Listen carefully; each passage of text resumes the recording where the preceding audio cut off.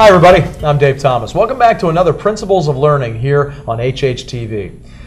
This show was designed so that all the principals of all the buildings of the Hatboro-Horsham schools get a chance to talk about the amazing things that they do inside the walls of the school. You might be driving by one day and you say, I'm sure they're doing great things. Well, this show on HHTV was designed just for that, so you can get an inside look at all the great things going on in these buildings. And we have a nice little rotisserie approach here to all of the principals, and it's the turn of Miss Karen Kanter, the principal of Simmons Elementary. Now, she joined us last year. We had a really good look at a lot of the things going on every year. I know the challenge has to be, what is new? So that's why we brought you back. We want to know about the great things going on for the 2012-2013 school year. But first of all, it's great to see you again. Great to see you, Dave. As well. Let's talk first of all about, what is that challenge like? Every year, especially when you have a bigger building like Simmons, you have to look at that and probably say, what's new? What else can we do? Obviously, there's initiatives that come from the state, the district initiatives, but then, your own personal flavor, and I've known you now for years, you always love to get a little bit of Karen Kanter into your building as well. What's that like? How do you do that as a principal? Well, it's really a team effort. In a building like Simmons, we work with the staff, with the parents, and even with the students in our leadership activities to look at what we can do better and how we can better support all of our students to grow and learn academically, socially, and emotionally, and what sort of programming we can bring into the school to better connect with our local community. Now, obviously, there's things, and we're going to show video of a lot of the great things that you've been doing already. Let's start talk about the Parent Engagement Initiative.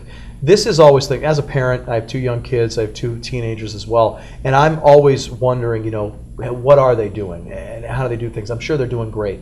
What have you done at Simmons to try to engage those parents more? Tell me about this program. This is actually the 2nd year of this initiative. We started last year with a group of regular education teachers, special education teachers, and administrators and parents to look at ways that we could improve communication with families and help connect them better to the curriculum of the school. So we did a series of surveys and focus groups to look at where we wanted to focus and what changes we could make for the 2012-2013 school year. So one of those changes was to our back to school night. Okay. With a large building, lots of teachers to see, lots of places to get to, but a chance for the parents to engage in a conversation with the teachers rather than just get information about the curriculum. So we changed the format to not have a large group event to start off, but to start out right in the classrooms, talking with the teachers. The teachers also set up a morning meeting style dialogue so that they could see what their children might do with morning meeting to greet one another, to talk about what's new or what their concerns are for the school year or what they're excited about for the school year. So they modeled that with the students. We also made 2 sessions for back to school night. Oh, wow. So that if you have more than one child, you could have a full experience with each of their teachers rather than kind of running between the two rooms. Well, let me ask you this, getting back to that too. Why is it so important to have that transparency between the school building and the parents at home? Because, they might wonder, I'm assuming they're doing good things in there behind those walls, but, why is it so important as the administrator of that building to have that transparency? Well, because the parents will always know their children better than we will. We have the privilege of working with families, sometimes for up to 6 years at the elementary level, but it's not the same as their own children. And they're entrusting their children to us every day. So we feel an obligation to be transparent. And also, children learn best when parents and teachers are working together. So the more we can share about what our goals are at school, the parents are very involved at Simmons. They want to be more involved, but this will give them the tools to do that. Very cool. Oh, great ideas.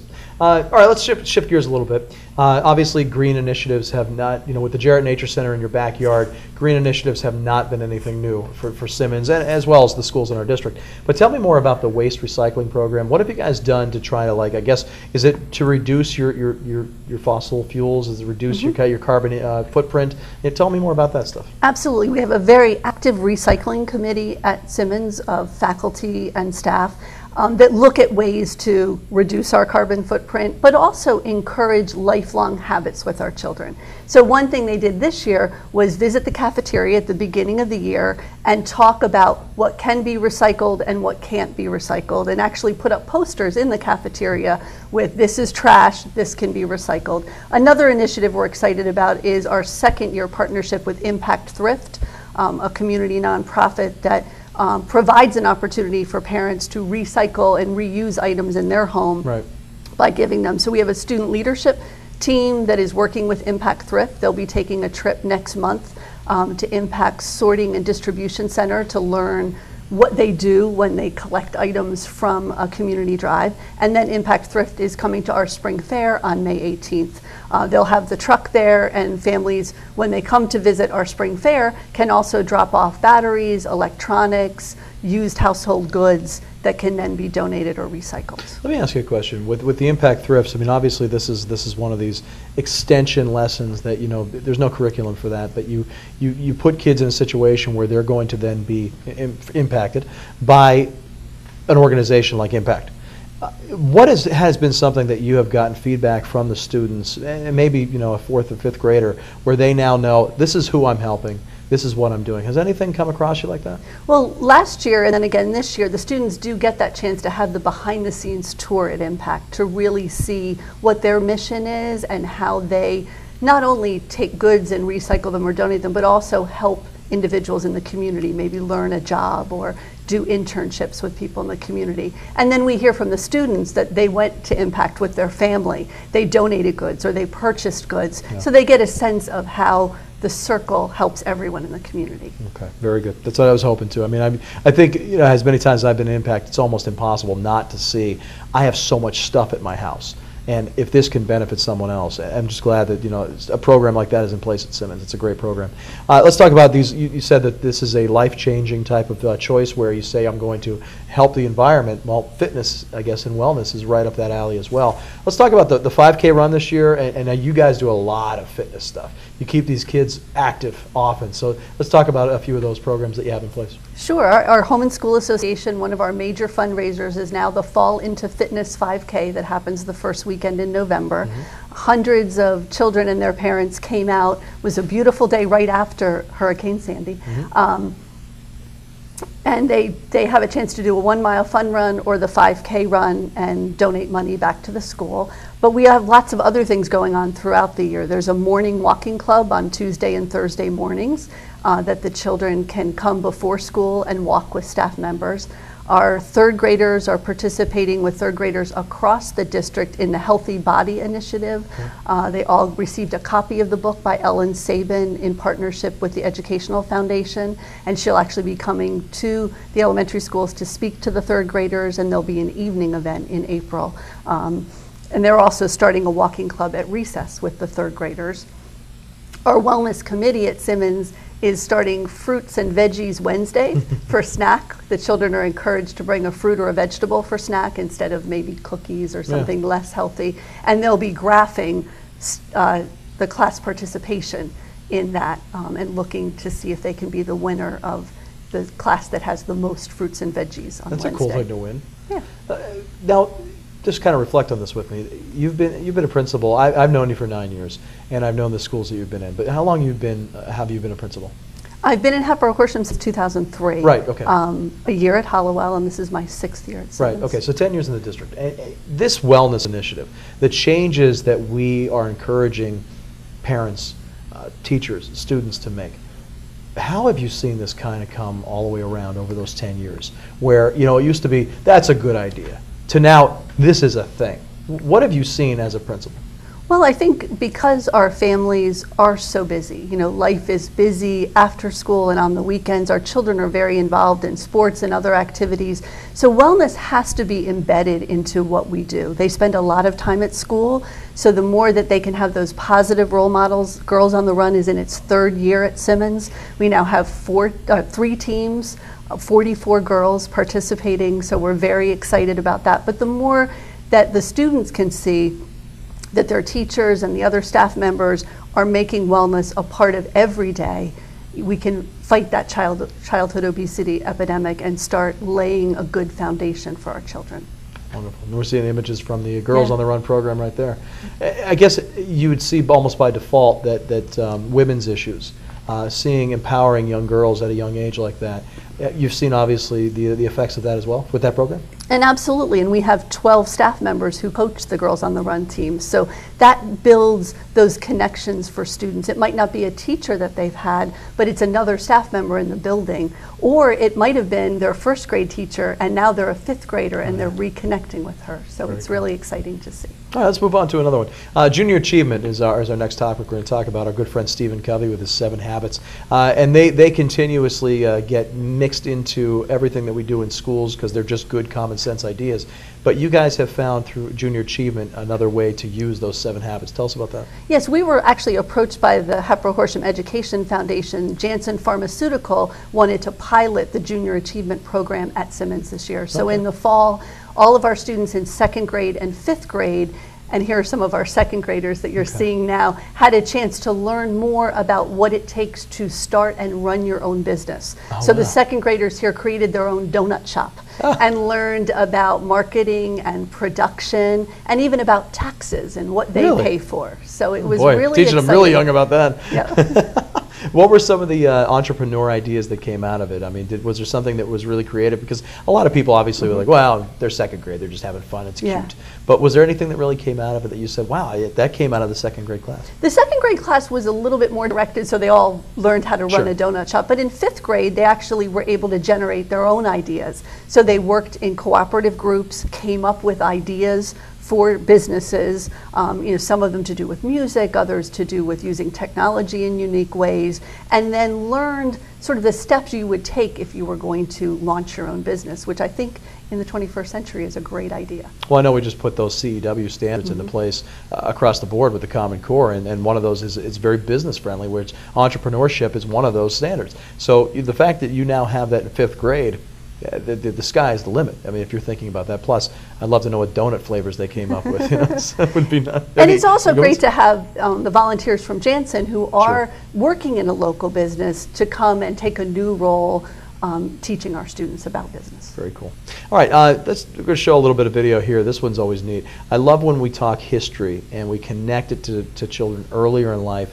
And we have some historical figures that were part of your, I guess they were filling your gym as historical figures? They were. Tell me what we're about to see here. Some of our 2nd graders learned about people who made a difference in the world. And they studied important people like Martin Luther King or George Washington, the Wright brothers, Rosa Parks.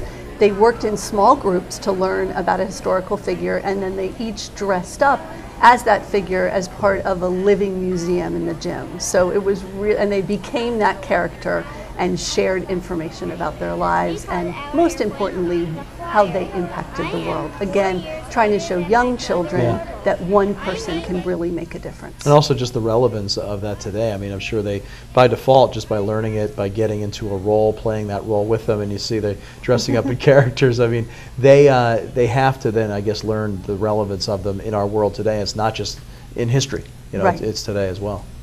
Good. All right, lots of great looking kids there. All right, what we're going to do next is we're going to take a break, but when we come back, Karen, like every principal this year, has been told you have to choose someone from your building among all the amazing people that you have that you're going to spotlight. It could be a student, it could be a teacher, but you have to pick someone. Karen had a pretty tough choice. We'll see who she picked when we come back right after this.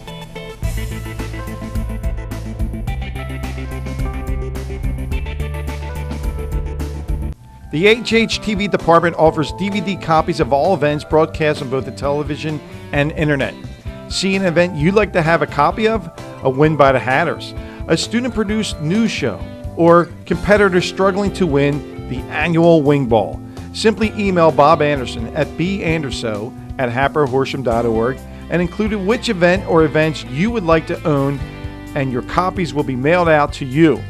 Now you can relive and memorialize all your favorite Hatboro-Horsham events.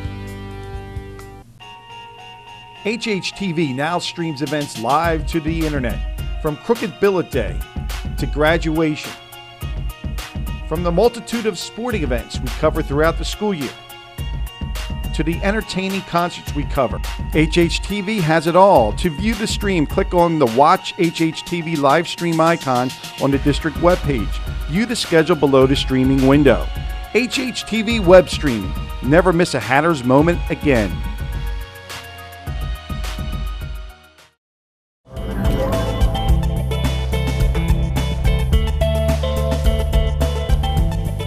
Okay, welcome back, everybody.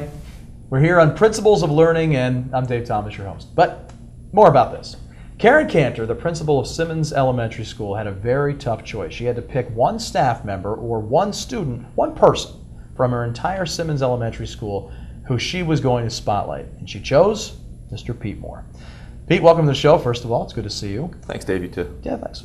12 years you've been teaching, and in 12 years, what would you say has been the thing that you as a teacher have said, I'm going to make sure every year in those 12 that I bring to my classroom? I guess making a connection with the students. You know, it's almost impossible to get students to learn anything if you can't make that connection with them. And you're not going to make that same connection with every student. You're not going to make it in the first week with every student. But if you can find a way within the first month or two to be able to connect with a student, it makes the rest of the year go a lot smoother. Okay. Karen, your turn. Of all the people that you could have chosen, tell us, you know, first of all, Pete got the champion of learning this year, you know, the beginning of the year. But you already kind of knew that. You know, you've had him on your staff now for a number of years. Why was Pete the choice that you could make among all the other people in your building?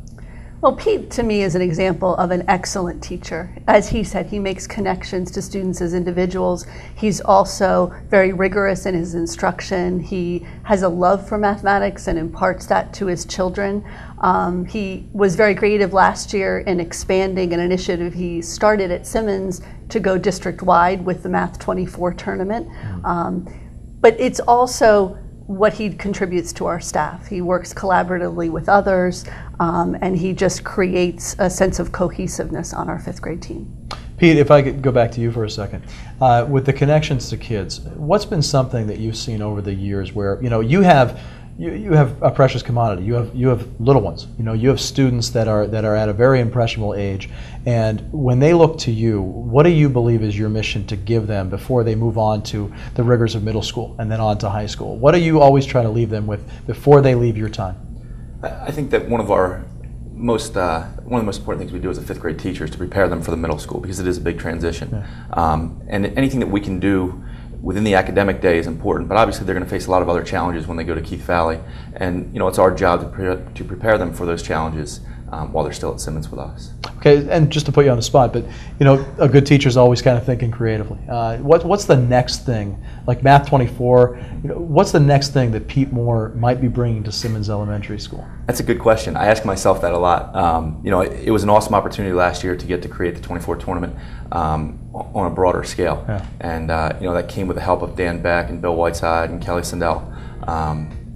And now, you know, you look at what we have and you wonder what can be next. I don't really have the answer to that, but you try to live up to that challenge of always improving and getting better, and that's the next challenge. But no matter what it is, it's going to be based on those connections to kids and making sure that everything they do is relevant moving on. Because I guarantee you, and this is not the first time Math 24 has come up on this show, it is a thing. You know, it is a thing that these students are going to take with them to that KV middle school and beyond. And it's something that, you know, you guys have connected to once again. So, you know, kudos to both of you for having a great program over there, and congratulations to you, Pete. And we're happy to spotlight great teaching always on the show. And Karen, thanks to you as well for having such a great selection. Appreciate Thank you, it. Absolutely.